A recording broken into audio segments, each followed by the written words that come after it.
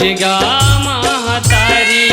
तोला कैसे पठावो मोर दुर्गा महतारी।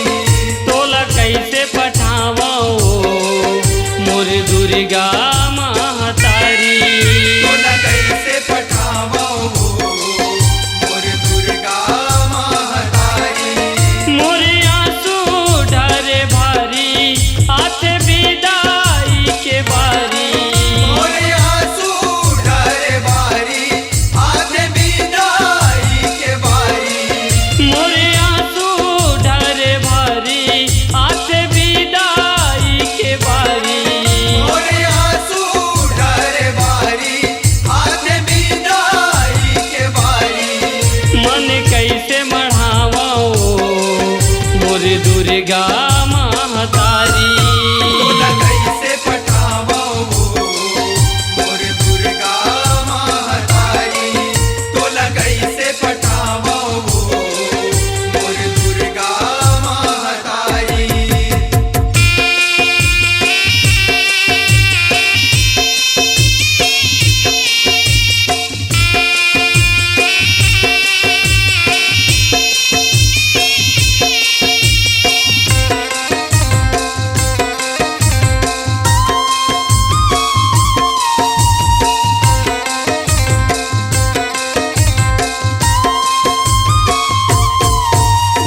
जब जब आते नवरात्रि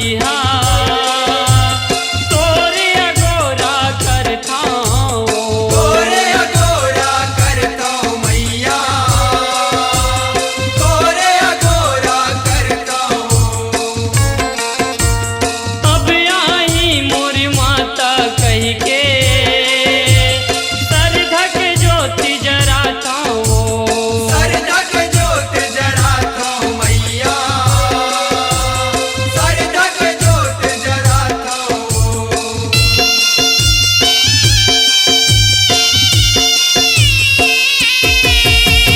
करेला मिलही माता के सेवा भाग्य अपन सहराता भाग्य अपन सहराता हूँ मैया। भाग्य अपन सहराता हूँ। गाँव गाँव संदेश पठो के सबला घर में बुलाता सबला घर में बुलाता हूँ मैया। सबला घर में बुलाता हूँ। सब सगा सोदर सकला के तोरे आसन सुघर सजा के। सब सगा सुदर सकला के तोरे आसन सुगर सजा के। तोला घर में बैठावा मोर दुर्गा महतारी। तोला कैसे पठावो मोर दुर्गा महतारी। तोला कैसे पठावो मोर दुर्गा महतारी।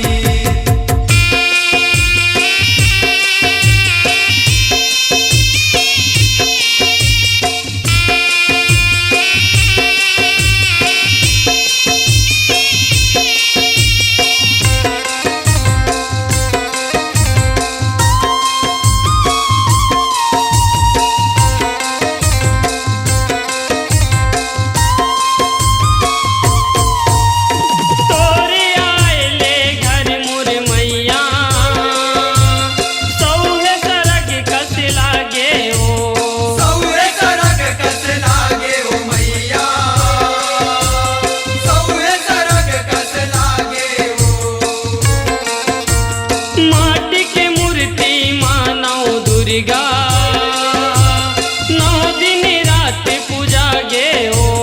9 दिन रात पूजा गे ओ मैया।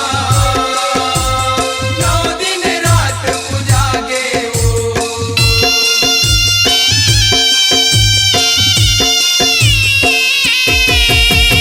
शैलपुत्री ब्रह्मचारिणी माता चंद्र घंटा कहा गे ओ। चंद्र घंटा कहा गे ओ मैया। चंद्र घंटा कहा गे ओ। इस कंध माँ